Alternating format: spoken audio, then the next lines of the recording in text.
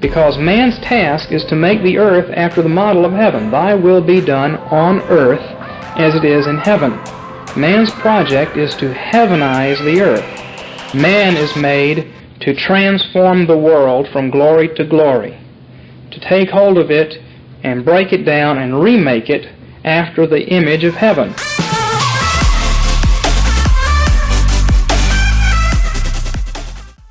Welcome back, guys, to the Reformed Reset, part of Take Hold Studios. My name is Grant, and unfortunately, the weaker vessel, my wife Erica, is not joined with me because I am privileged to do another interview, and this time I have an old friend with me who has been on the podcast before. It was a while ago. My friend Jacoby Nelson. Jacoby, how you doing? I'm blessed. I'm better than I deserve. Amen. Guys, if you would please go check out the description below. You can find our website, our social media information, our merch store link, our Patreon link, and all of that good stuff there. Please subscribe to the YouTube channel right now. Hit the bell so you get notified when we release new content. There's also links to everything that Jacoby is up to, and we're going to talk about that during the interview, but all of that information is down below in the description. So make sure you go down there and check it all out, click it out, click all of it and check it out and support what Jacoby is up to right now. So I hope by the end of this that you will be eager to do so. I think that's all that kind of nonsense I need to get through. So anyway, Jacoby, I know, a bit of your background, but I don't think anyone else does. Could you please give the audience a little bit of a background of yourself? What version do you want? Short, long, or medium? Probably Let's go 5 to 10 minutes. That's 5 to 10. Wow. You can get a whole testimony in 10 minutes. I'll try to keep it in 5 if possible. Okay. So, wow. I grew up in a faith movement church, partially. And after my parents' divorce when I was 9 years old, I ran the streets and got in a lot of trouble. Vandalism, theft, fights, police bringing me home, mom pretending to be mad at me when the police were there, but then just going about her business after the police left. Kind of in Minnesota, am I right? No, this was actually Lincoln, Nebraska. Oh, which is a lot of has a high minority population, and everyone thinks they're from Compton there. So, well, I was originally from Portland, so I first started getting trouble in Portland, and my mom went to the farm in Red Cloud, Nebraska, which is, I don't know if you watch Better Call Saul, but that's where Kim Wexler is from, actually. So interesting fun fact. I was in wrestling in that school, and then we went to Lincoln, which is the capital of Nebraska. And it's a big party town, Cornhuskers, football, nothing to do there. In those days, Grand Island was the meth capital of the United States. So it was, lots of minorities lived there. So it's like a large percentage of the city feels pretty ghetto. I guess I could put it that way. All right. And I went back and forth between Portland and Nebraska growing up through my adolescence, living with my dad, reading Kenneth Copeland books, Benny Hinn, Creflo Dollar, Jesse Duplantis. I just devoured all that stuff. Yeah.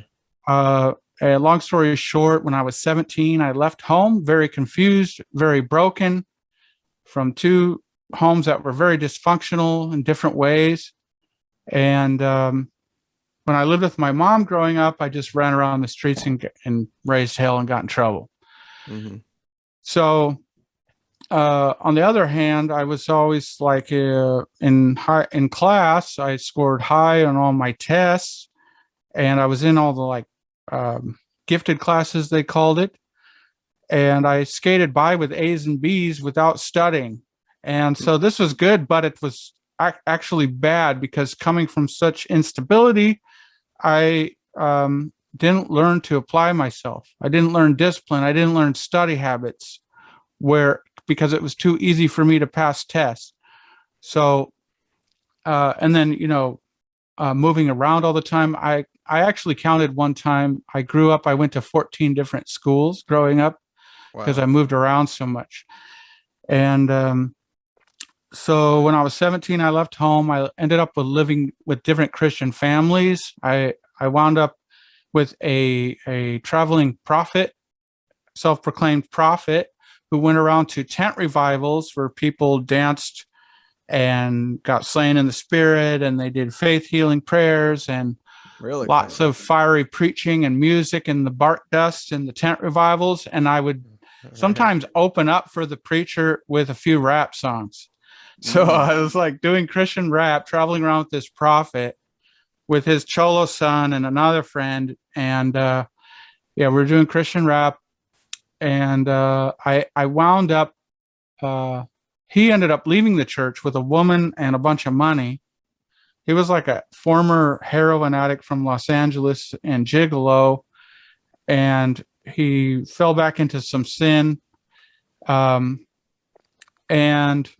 I ended up living with this other family when I was 18 years old, trying to finish my senior year in high school.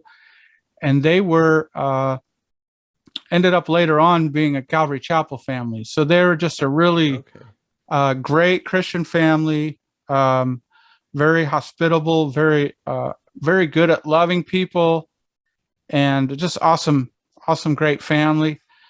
Still friends to this day. But I lived with them for almost half a year, and in my confusion, I forgot to mention that a friend of mine gave me Hank Hanegraaff's book, Christianity in Crisis, which I read, and this did nothing but confuse me for a long time. But I accepted it because one of the reasons I accepted it was because in youth group, when I would have questions about faith or prayer, the answers that my youth pastor or others gave me weren't satisfying. So I'd be like, this feels like faith is a force. It feels like kind of like Christian Science, or can you explain to me the difference? And their answers never really answered the question. Or in 1 Corinthians, it says, if you pray in tongues, let there be an interpreter. And I would ask about this and I'd never get good answers. And then when I read Hank Hanegraaff's book, and I was like, yeah, these people do teach this. And it was emotionally painful, psychologically confusing for a very long time. And I didn't have the tools to process. I didn't have anyone to really talk to about it, because all the people in Christianity I was running with were in that fold. But then this new family was outside of it. So it felt like a refuge for me. But still processing all that, I ended up moving back to Nebraska, and one day I got jumped by 5 kids, and I went to work. I was working at Taco Bell, and there was a girl there I kind of had a crush on, and I had a big headache because these kids had pounded me up a little bit, and my brother jumped in. He helped me fight back, and I mentioned that everyone in Lincoln thinks they're from Compton. That's kind of one of the reasons they beat me up, because they were these kind of like, wannabe gangsters. And I told them they were wannabes and that they weren't from LA. And they're like, what? We're true. And they just started, punching me. And so I went to work.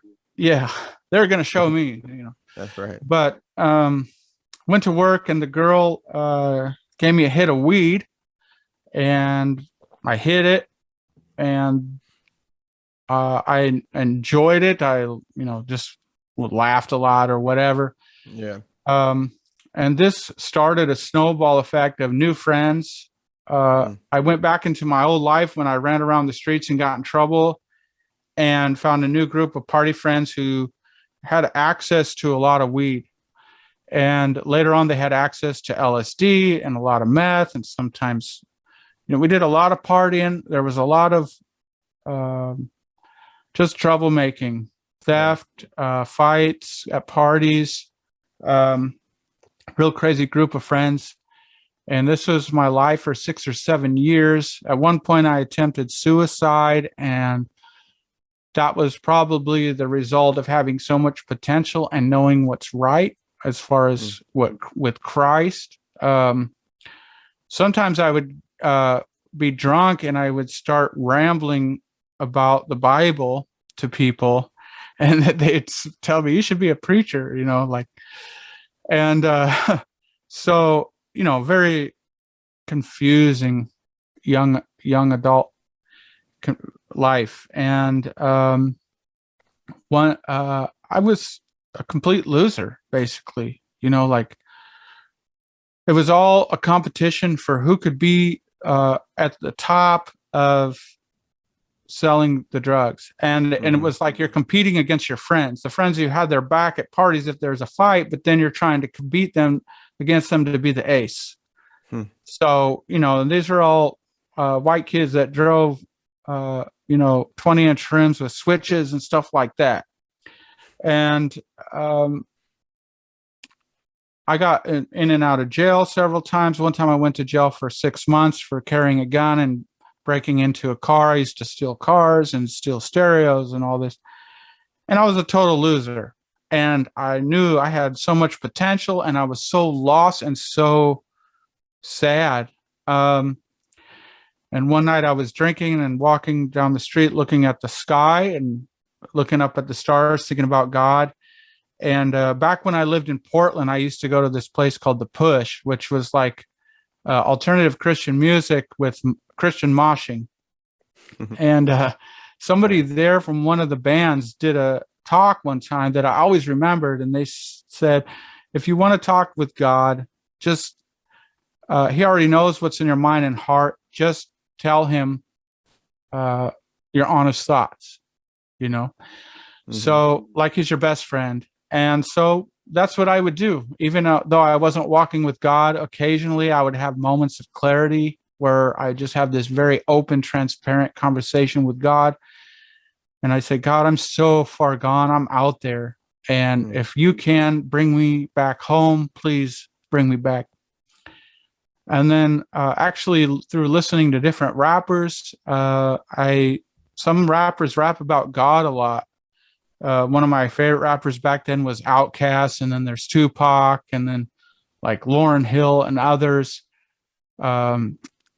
CeeLo. They'd talk about God, and I had a really strong foundation in Scripture, and this would just get my wheels turning, thinking about God and how lost I was. And so I went with some friends to a lake, and they were passing around a spliff, and they were kind of trying to pressure me to hit this blunt. And I was like, no, I can't, because a couple of years earlier, I got a job in Alaska as a commercial fisherman. And 2 days, or 1 or 2 days after this lakeside overnighter, I was going to go back to work, and they do drug tests. So I hit the blunt like one time because of their pressuring. And then I failed the drug tests, and they told me,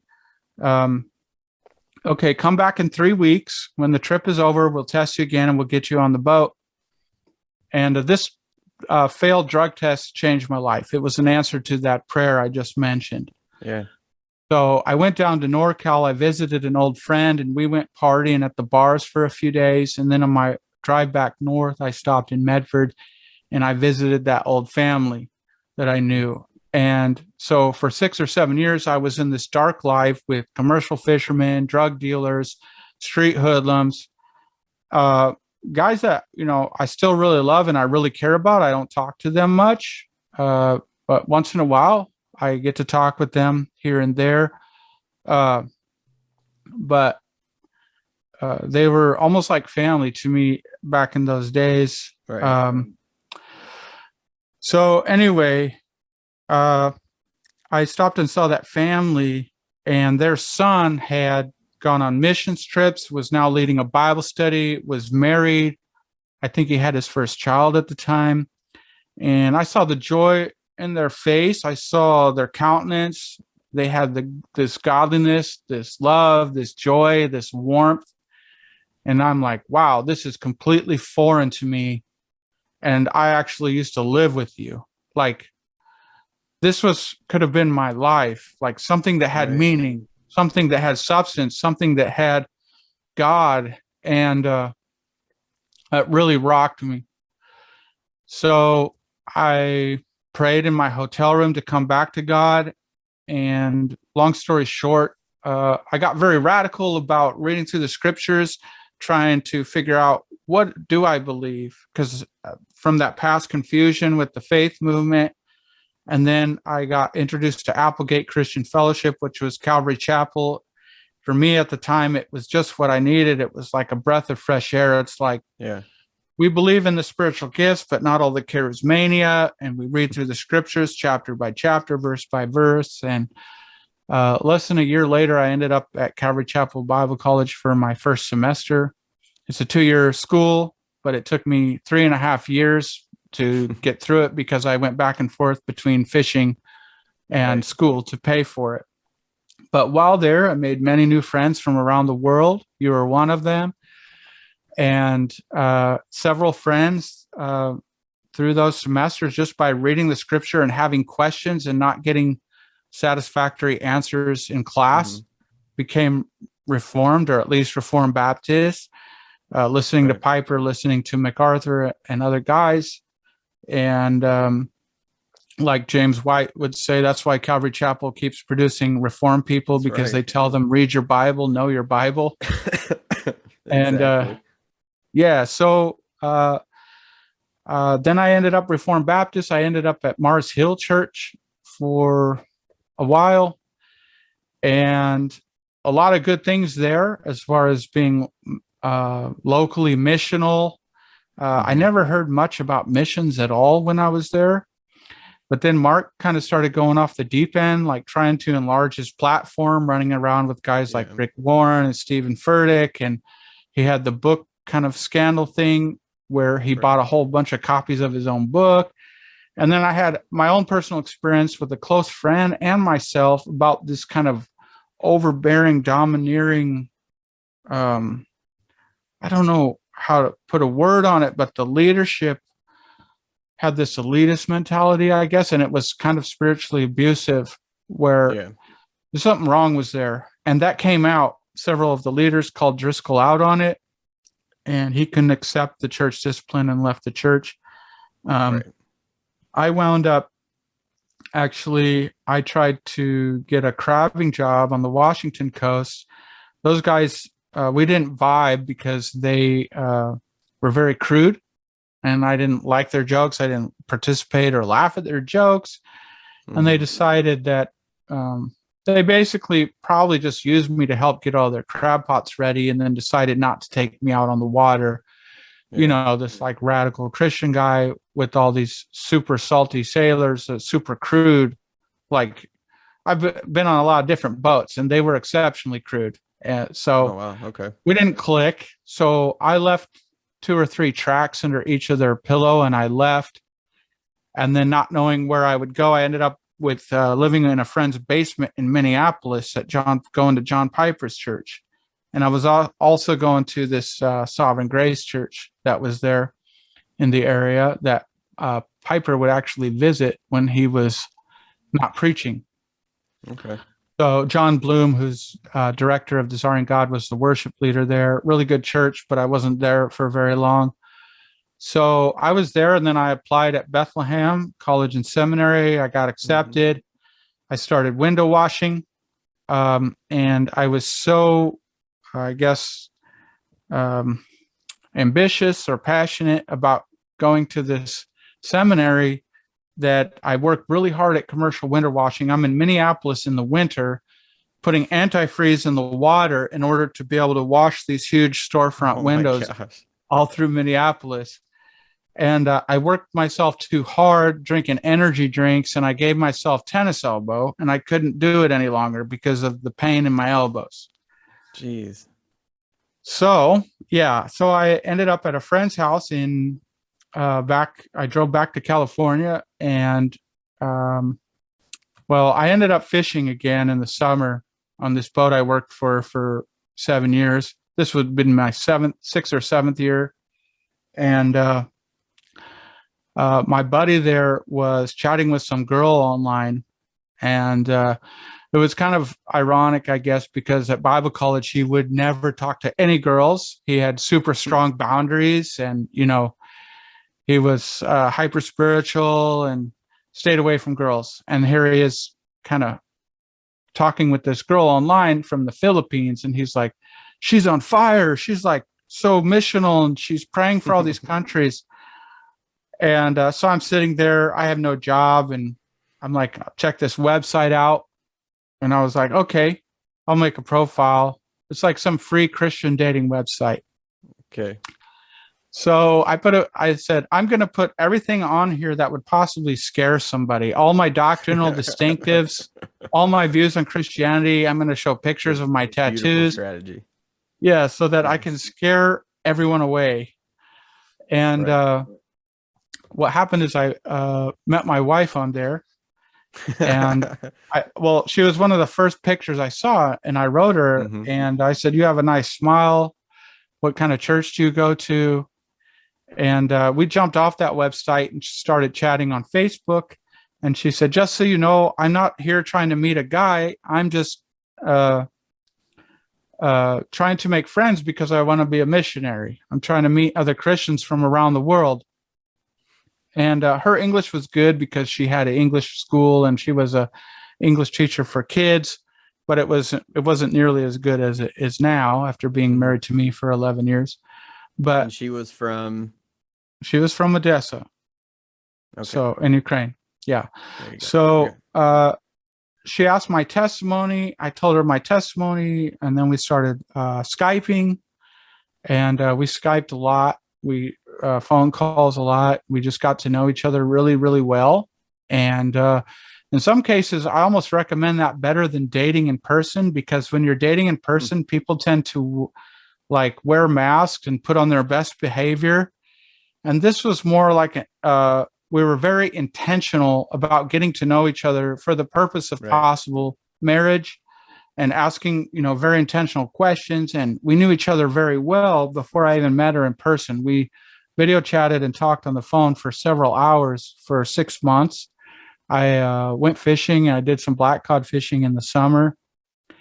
And she knew that I was going to go to Bethlehem College and Seminary, but I said I should come out to Ukraine and meet you in person, so I can meet your friends and your family and your church. And she actually said no, because she didn't want to take me away from what my plans were with seminary and everything. And so I said, okay, well, would you like me not to call you anymore? And she said, no, you can call me. And anyways, I ended up flying out, and not much. It wasn't too much longer. Later, we were married.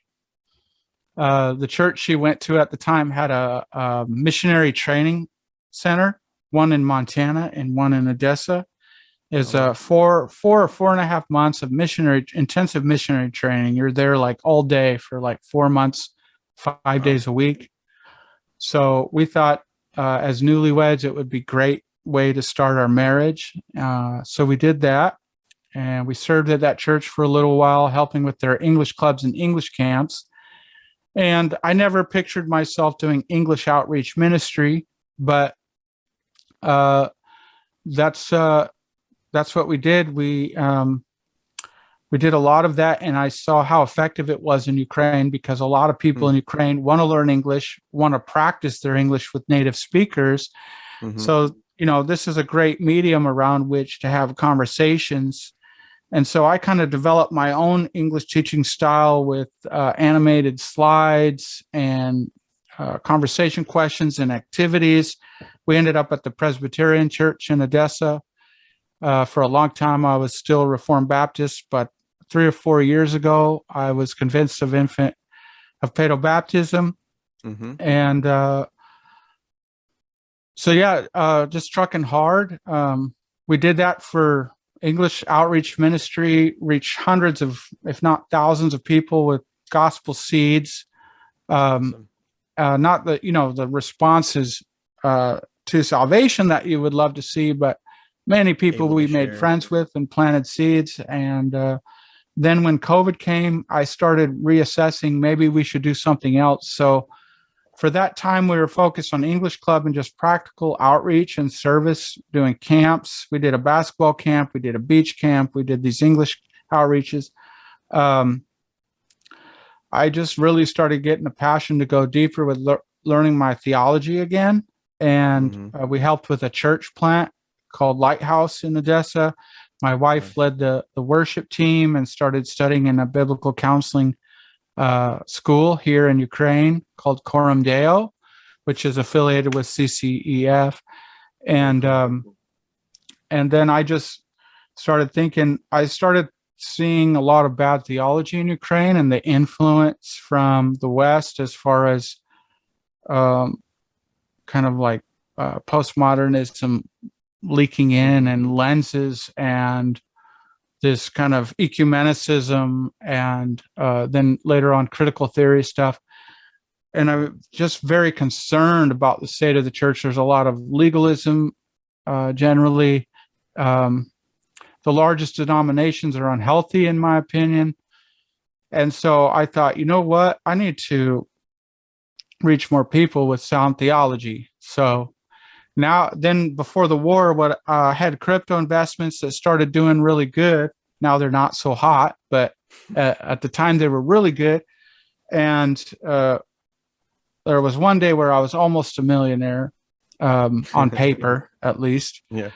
But well, I decided I want to start an online theological teaching hub that's actually crypto based. Won't go too much into that because I'm going to be building that for the next couple of years probably. But I decided I'm going to go to seminary and not to be a pastor. I see myself more as a prophet kind of role where I'm just a truth teller, because I have such a passion for truth and sound theology. And pastors have to be too nice. And I tend to be more confrontational, I guess. And so that's what's my new focus, was starting some small businesses to generate revenue to fund that ministry. And then the Russians were all on the border. We decided to buy a car and have emergency bags in case we had to leave and everything. And we put our business plans on hold, except we did purchase that small piece of land to start building a glamping site with a buddy of mine here in Ukraine. And that's underway now. But so now going forward in the future, that's what I want to build. But when the war began, our whole focus began help refugees, basically, in any way we can. Yeah. And so did you want to go into specifically some details? Wonderful story. That was awesome. And so how many years now have you and your wife been in Ukraine as missionaries? It's how many? Almost over 11. So going on 12. Over 11. And so what I've been able to, I'm so glad that we've been able to at least stay in touch. You know, for all the horrors Facebook is, there is a lot of benefit. But also there's a lot of good Christian groups. I learn a lot from some of the different groups on there. So but anyway, as soon as the war hit, though, yes, a lot of your focus shifted towards refugees. Could you share more details about what you guys had to go through and how you shifted some things, and just kind of bring us from a few months ago till today? Sure. And I guarantee you that will be much shorter than this personal story I just shared. So February 24th, 5 a.m. Well, I think it was 2 days before that, Putin gave a long speech, and he was talking very hot-headed and about getting certain people in Ukraine back, like in revenge, certain people in Odessa, and we're like this, because for a long time I was very skeptical they were going to invade. But when I heard that speech, something was like, yeah, this isn't good. Like, especially with like Biden being in office and the way he pulled out of Afghanistan, and they were kind of provoking him with talking about NATO. I later came to think that they intentionally provoked him to invade. That's my personal take. But so we were our original plan was to stay in Odessa and help people there, but everyone was trying to get out of there that we were trying to help. Mm-hmm. And so a friend of ours was trying to get on a train and she couldn't. We just invited her and another friend to hop in our car with us and cross the border. And our plan was to leave for 1 week and then reassess after that. We ended up in Chisinau, Moldova. We met a pastor there and his wife became very good friends of ours. They put us up in their church. There was 2 empty Sunday school rooms. And I said, can we put bunk beds in here? So people were writing us asking if they could donate money to help. So we were getting like record donations coming in, more than we ever had in the past decade in ministry. And so we bought bunk beds to put up in there. And then we bought food for the refugees. We bought toys for the refugee kids. We helped people get on trains or buses or vans or get paperwork to get to other countries. Any way we could help people. The requests for help were coming from everywhere, and they were different kinds of requests. If we could give people rides, whatever. Our head was spinning. We were constantly checking the news, trying to figure out who's getting bombed now, what's going on, and just trying to keep up on all of that. Feeling a bit traumatized. I had taken several profits out in crypto. We were in the process of remodeling our flat. I had a bunch of stuff I bought there. All this technological stuff you see here, we left behind. Like, we just left behind a lot of stuff. And 2 months later, after I went to the States for 2 weeks, I was able to drive into Odessa and we were able to get all of our stuff loaded up. Yeah. Wow. Yeah, but we didn't know that we would have had that opportunity. We thought we maybe were leaving it behind for good. And then my wife's friend, her name's Galia, she started being an interpreter for medics in Chisinau, Moldova, that were, they had a medic team, a humanitarian organization did. And then my wife joined her, and the short of it is they later hired her on into the office there to work in logistics for food distribution and stuff. Okay. And now they normally don't, but they hired her remotely. So she's very busy here, still going at it to help people get food remotely. I'm not supposed to actually talk too much about that or what the organization is or anything. Yeah. So what, that's great. So I guess I kind of want to have you share with people what does your ministry look like moving forward now? Mm-hmm. And also we kind of talked about this before we hit record of, mainstream media has a short attention span. They love clicks and views and so they're always shoving a new narrative, a new catastrophe for everyone to be enthralled with. It's the shooting some here, distraction. Yeah, exactly. There's always a new manufactured distraction for everyone. But you're living in the thick of it, and I know that anyway, we could get into that too, as far as propaganda and both sides of this thing. But right now it seems like it's all over, or it's died down or something. But what's really going on? It's not over, is it? Well, about a week or so ago, I happened to meet a guy. I was at a restaurant actually with the Correct Church guys. We were hanging out, chatting, and there was a guy at the table who's head of the foreign volunteers in the military. And we were all having a discussion with him. It was really interesting. And before they were just bombarding with missiles, and he said now they're more focused on drone strikes. So while the Ukrainians have been able to push them out of Kiev, push them out of Kharkiv, in Mariupol, there's talks about cholera because there's all these dead bodies left around. And they say the Russians intentionally opened up the water and flooded the city. So now there's cholera there. And And in my opinion, Russia lost the war in the first week, but that doesn't mean that it's over.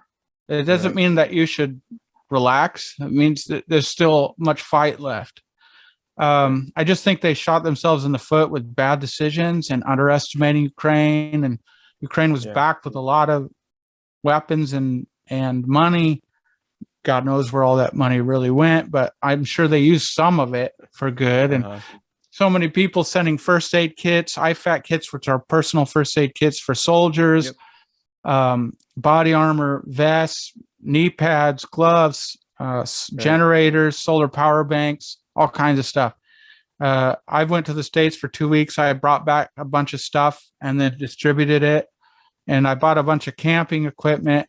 We can talk about that more in a minute. But basically what I want to say is it might not be the hot thing. It's natural for people when something first starts to, have wide eyes about it or to be alarmed. And then over time, it's like people are still dying. People were dying in Syria a lot, but nobody, I don't want to say nobody cared, but nobody was paying attention. Nobody knew, nobody, general people. It's whatever the media wants to highlight in the moment, whatever they want to focus on. And there's tragedies happening all over the world every day. That doesn't mean that people don't care. But we only have so much computing power. We have so much bandwidth that we have to try to live our lives. I think it was like 2 weeks ago, my wife was looking at her social media feed and she said, people in Ukraine have forgot about the war. People started posting normal things again. Yeah. For the first 3 months, it was only posts about the war. And now people started, like a few days ago, I didn't have a chance to decompress since the war started. I went to the States, came back, had to move out of Odessa, across to Western Ukraine, had to go back there again and back. And we're having to stand in long lines to get gas in our car. The place we live in is just temporary, trying to figure out how to get situated here. And then getting ready for these camps that we're going to do in August. I just had so much on my mind that I needed to decompress. So I binge watched Stranger Things and Better Call Saul. So I got caught up on those TV shows, but it was like I wasn't watching movies for mostly the first 3 months of the war because so much going on, so much to think about. But so things do feel like even for Ukrainians that they're slowing down. But I would say it's like, don't go to sleep. If you're here or you're fighting, there's still a serious fight. So we shouldn't get too laid back. We shouldn't get too lax. We have to be vigilant. We have to continue fighting. I don't trust the American government. I don't trust the globalist elitists. I don't trust the Russian government or the Ukrainian government. But I do have a very, fervent prayer that we can get Russia out of our backyard and then we can turn and fight the globalists. I personally believe the globalists are a greater threat, but the immediate threat to our lives are the Russians. So, and of course, I don't mean all Russians. There's a lot of Ukrainians, I don't know a lot, but it seems like a lot that are very bitter and very hating all Russians. Right. And I think we got to be very careful about that. So, but so. Very helpful to point out, I think your perspective, even being someone who's have to live through needing to move and dealing with these people who are literally very tangibly suffering suddenly, it's not like this third world country that is just for decades been in, shambles, which is the state of many countries across the world. This is kind of cataclysmic. I know there's always been some sort of conflict with Russia and political differences and stuff throughout the years, but to hear your balanced perspective of there's tragedies going all over. This isn't the only place that anything's happening. And then even hearing your balanced view towards Russians, which really frustrated me. We could talk about virtue signaling and the terrible thing that is, but when I kept seeing, McDonald's closes all stores in Russia, I'm like, what are you doing? Like, this isn't all, every single person in Russia, is our enemy all of a sudden. And that happened with multiple companies and stuff. And to hear you say, like, we got to understand that it's not every single person over there. That's very helpful. Yeah, they're doing this virtue signal and sanctioning basically the everyday people, but then they're actually leaving the banks a back door to continue selling oil. So it's all a charade, is what it comes down to. Yeah. So what? So you mentioned these camps a couple times this summer that you have going on. Tell us a little bit more about that. Yeah, so I went to the States and I was buying first aid stuff. I was buying hazmat equipment in case of a chemical attack. I started thinking and praying about what's a niche I can fill that other people aren't doing, because there's so many people giving and trying to help Ukraine. What can I do that's maybe a niche that other people aren't tapping into? And my friend has land in the Carpathians, and I wanted to build lodging up there to bring refugees. Yeah. And so I started buying camping equipment to go up in the mountains and start building. And then when I came back to Ukraine, I met up with my friend and we actually went and visited the mountains. And there's a Christian guy here in Ivano-Frankivsk who's him and his wife are professional hiking guides in the mountains. Okay. And they said, we would like to do something for refugee kids. Right. And I thought, that's perfect. That's what we need to do. And so I was like, we need to, before I do any other ventures, business ventures in the mountains, we need to just do some camps for refugee kids. Yeah. And so we're planning 2 7-day, they're 9-day camps, but 7 full days in August. It's the perfect weather in the mountains there. And Ukrainian leaders will be joining us from different parts of Ukraine. We'll be inviting refugee kids from all over Ukraine. We'll have a we'll have an application process where we screen the kids and try to find kids that are really needy for this. And we're asking people that want to give to sponsor a kid for $200. So we're trying to do 50 kids at each camp, 100 total kids. $200 sponsorship makes you a pen pal with one of those kids. So that's more than the kid needs for camp, but we'll be able to buy equipment that we use for future summer camps. And some of the Ukrainians coming to help will be translators and such who will want to pay, because a lot of them will be out of work, or they might be, they're coming to help with camp, but they don't have work. So we'd like to be able to pay them something. So the $200 sponsorship just goes towards the whole camp. And then everyone that sponsors one camper, ages 13 to 19, we then connect them online so they can make a pen pal. Our basic goal is to bring them up there. It's really beautiful, great place to meditate on God, talk with God.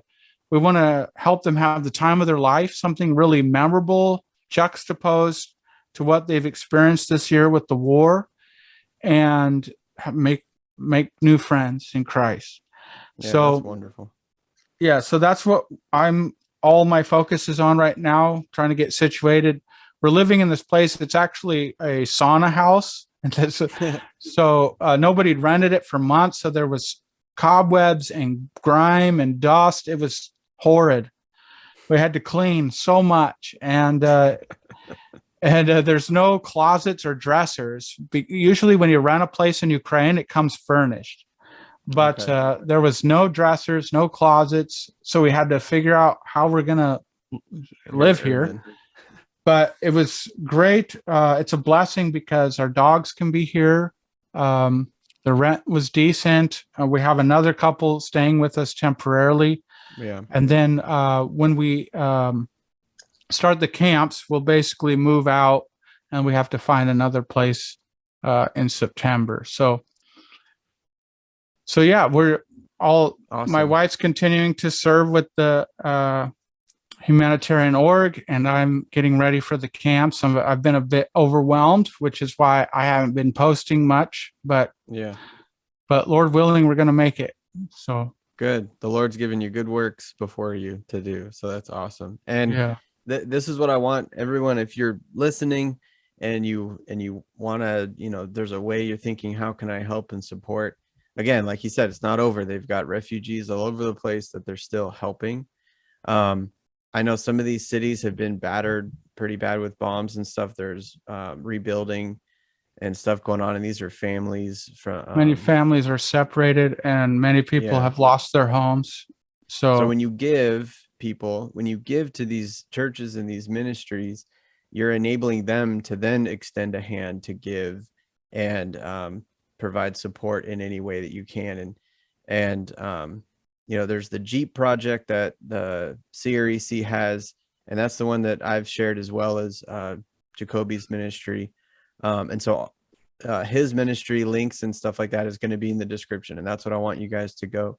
I'm helping them with one of their camps. I'm sorry to jump in, but good. I'm helping the CREC with one of their camps in July, and they took me out, showed me this location, and they're gonna help me with one of our camps. We're doing 2 camps, so if somebody wants to come out and join us for camp, get in touch with me, and we'll have more info. I'm actually in the process of editing videos for advertising, all that right now. Very good. So, well, good. When you share it, we'll share it. Consider sponsoring a kid. That sounds like a really wonderful opportunity. Just really cool. What do you see, Jacoby, for Ukrainians, as you've done missionary work there, as far as the greatest need spiritually in the church or the culture in general? Is it very similar to America, or is it a little different? Well, everywhere needs the gospel in many ways, as we both know well. But there is a unique culture and a unique focus here. I would say, the influence of the Eastern Orthodox Church is huge. Mm-hmm. And then after them, the largest church denominations are, I hate to use labels too much, because every church has its own nuance or uniqueness, but I think this is starting to change, but the Armenian Legalistic Baptist Church, and then very traditional Pentecostals with head coverings. So the Baptists, the Pentecostals, and the Charismatics. And then, the Reformed churches are usually pretty small. There's a few that are starting to make inroads into having more influence, which is really great to see. I believe that truth will prevail, but, Amen. This is my own speculation, that someone who's serious about truth and correcting error, because I know how error hurts people, but at the same time, when you have a church that at least has the Trinity, deity of Christ, the general gospel proclamation, even if their theology can be inconsistent, sometimes they're genuinely trying to love people and kill sin in their life, and trying to grow in God. And I still see the kingdom expanding through that noise. I don't think it's ideal, and I think over time the yeast will spread more through the dough, and there will be more truth and more light. But God is still building his kingdom through churches that are in error, whether they're 30% in error or 50% in error.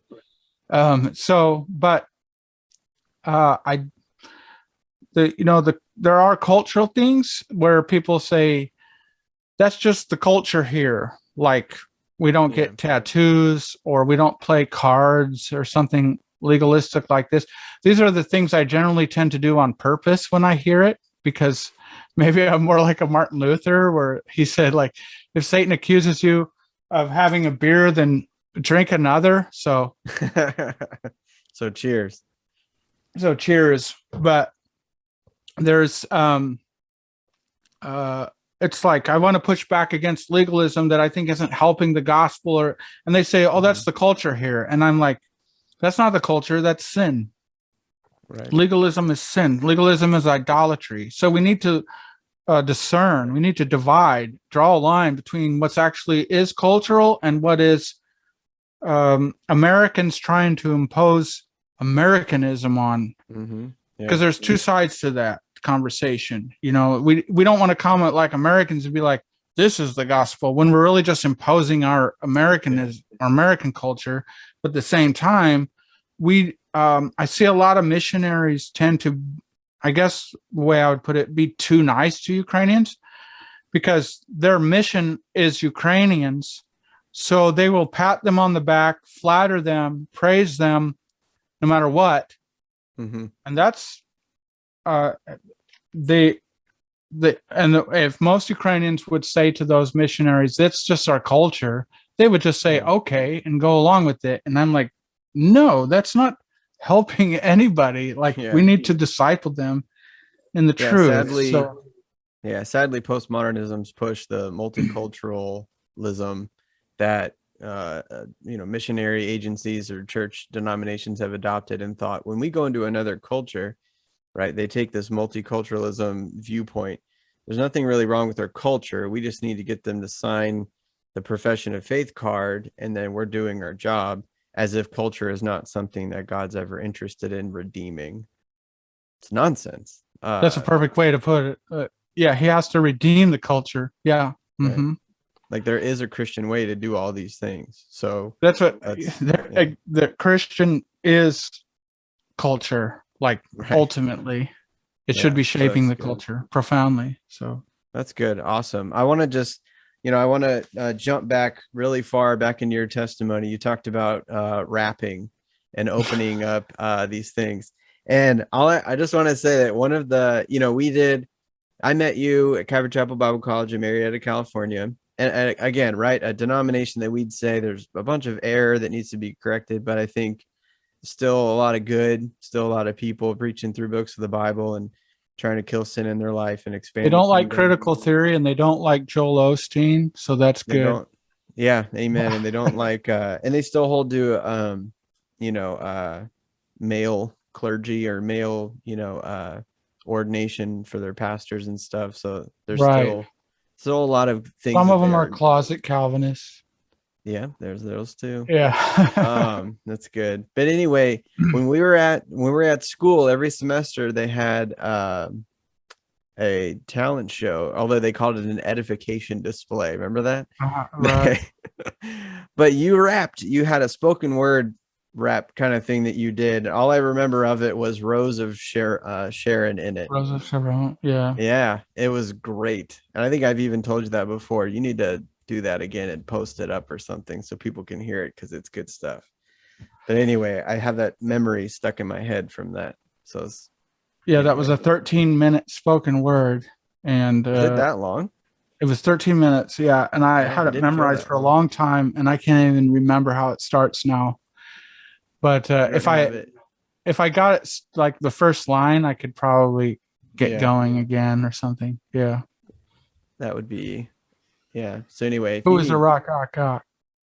Yeah. Have you? And then, well, you talked about, I think it's Jeremiah, but it was, let him who boast in this, that he knows me. Right. Yes. That's the chorus line. Yeah. Telling you, man, that was a long time ago, but it was impactful. Hey, bud, we're still recording. Oh, recording. Yep. That's right. And anyway, if we need to fund this, Jacoby. Your spoken word rap back in the day. We need to get this on the internet for the masses. It used to be on Google Video, but I think that went down after they bought YouTube. Oh yeah. All right. But I might be able to find it if you wanted to put a short clip in or something. That'd be sweet. So I had like white eyebrows. So oh, good stuff. Hey man, I'm so happy that we're able to connect and do this. I really wanted to, the small audience that we have, wanted to share your story with them and share what you're doing now in Ukraine. It's not over and there's still ways that people can help. So thank you so much for giving me your time so that we could do this. And guys, again, please just check out it's Mission Impact Alliance. Is that right? Yeah. Mission Impact Alliance, and what Jacoby Nelson is doing. The links are in the description below. Let's do a And- giveaway. Okay. I can give what do you wanna away do? anything on my Etsy store. Anything. All right. All right. Yeah, I there can we link go. to that, and somehow somebody I don't know, how do you give somebody a prize? I don't know. Let's say If they everyone who like or comments, everyone who everyone comments or shares this episode, I will track the names down. You can also, if you shared or commented, you can email takeholdstudios@gmail.com. Let me know that you did, and you'll be entered. And then we'll just do a rando selection, and then We'll you do guys two, can get one for something. your channel, one for my channel. There we go. All right. All right. So Yeah. if you want something out of the Etsy store, the link for the Etsy store should be in the description. And so you can check out the stuff. And if you want something, make sure you let us know that you entered.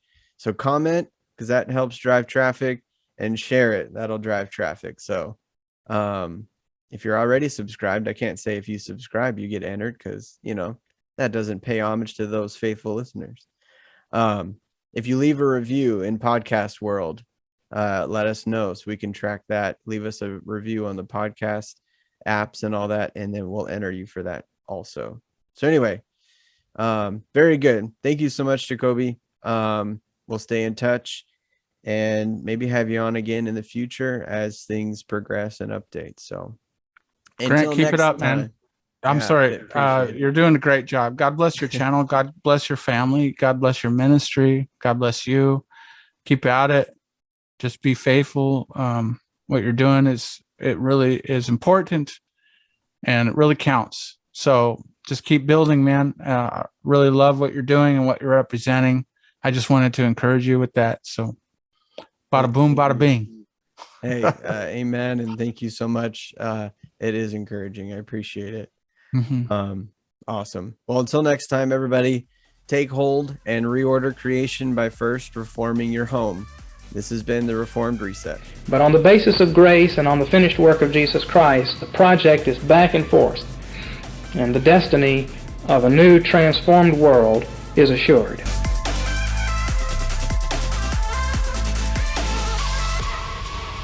I just put the sourdough in the oven too, so I've got like 40 minutes.